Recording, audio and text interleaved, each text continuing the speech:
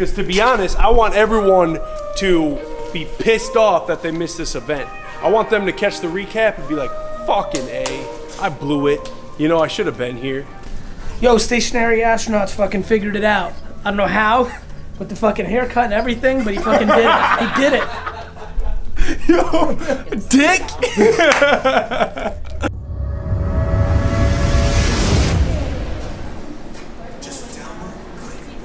You made it. Matt, let me ask you a question. Oh, I'll be telling ready. you. Where are we going? We're going, baby. Let's go. We got our fleet out here. There's a specific reason I've been gaining momentum.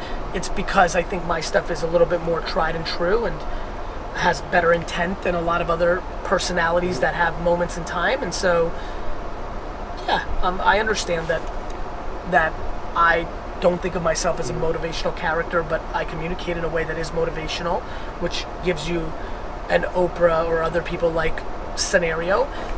But I also think that I'm a practitioner and I'm practical, and I've put in the work and continue to. And so, yeah, I think I've got the pieces. I've got the pieces, but like, so does the #1 pick in the NFL draft every year. He's got the pieces. So I have a lot of work to do to pull off that kind of audacious statement. But clearly the last year and a half, 2 years, it's become more obvious to people that I'm up to something.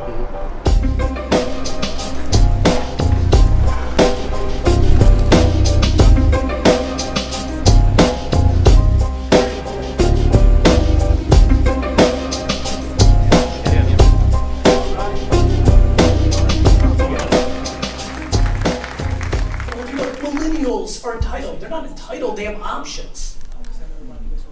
Like, we didn't have options. Me and everybody, I'm looking at some of you, me and everybody above, we didn't have options. They do. They can make $38,000 a year buying and flipping shit on Instagram.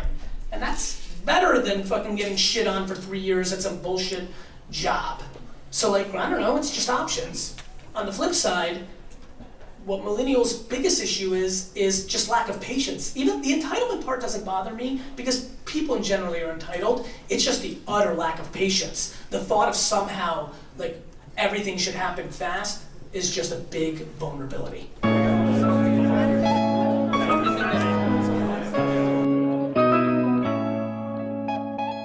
My hustle is on A1 right now. I get it. You know, and like... And now it's real, and it's here. Yes. Is it emotional for it to be real? It is because... when it's in your head, and it's just an imagination, to like actually see it in real life is crazy. Yeah.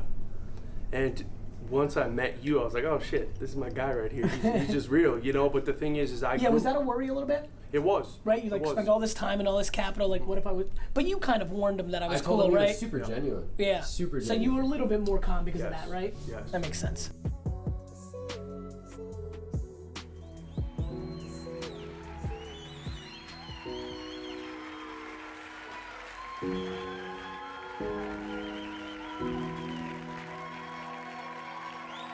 It has never been a better time in the human race ever to actually just go all in on you.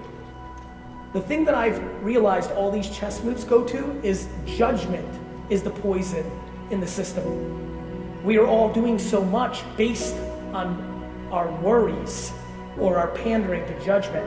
We buy things we can't afford because we want to look good to everybody else. Parents quietly subsidize kids' lives in their 20s because they want other parents to think their kid's doing well, but what they're actually doing is creating a fake environment for that kid and eliminating their self-esteem, and then that kid becomes entitled and everybody's fucking pissed. The kid, the parent, and it gets real fucked up real fast. Kids out here posturing like they're an entrepreneur, but mommy's paying for the gym pass. So there's a ton of shit going on, and what I think, you know, I sit and I watch and I watch and I watch and I ask, why is this working? Why have I been putting out content for a decade, but the last 18 months has worked more, better, different? Am I better at understanding Instagram and podcasts and YouTube? You know, one of the reasons I put a lot of pressure on the parenting thing is I have got really educated by old people hanging out in retirement homes and 70, 80, 90-year-olds.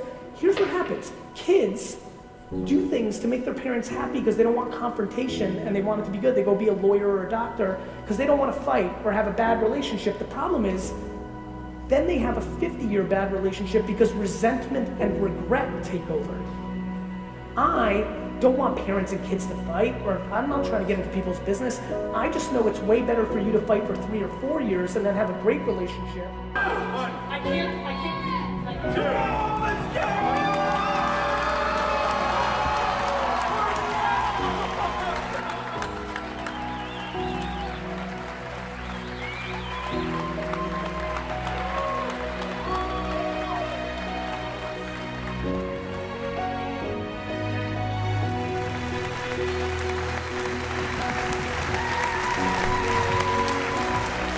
I really appreciate the hustle. I think you pulled it off. I appreciate it. I love when people take chances like that.